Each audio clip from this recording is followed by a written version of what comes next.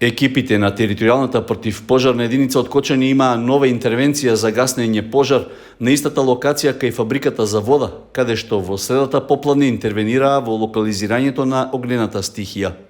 Пожарникарите забележале дека новиот пожар е намерно предизвикан со палење автомобилски гуми. Поради тоа била побарана и полициска поддршка. Денес на истото место кај фабриката за вода повторно е запалено на таа локација со гуми од возило. Намерно запалување. Имаме овие денови високи температури и се соочуваме со секојдневни пожари 3 до 4.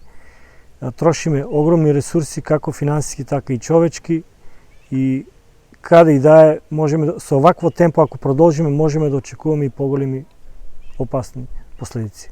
Во исто време со пожарот во Кочани, пожарникарите имале и интервенција за гаснење неожнеани земјоделски површини во атарот на селото Бања.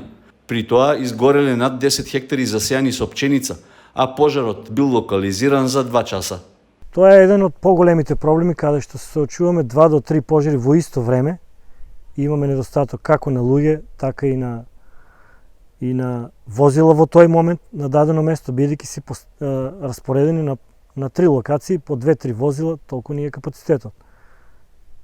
И ветерот е непредвиден фактор кој не знаеме на која страна ќе го расшири пожарот и ќе предизвика огромни штети, како по земјоделските ниви, така и по околните објекти, куќи и така натаму.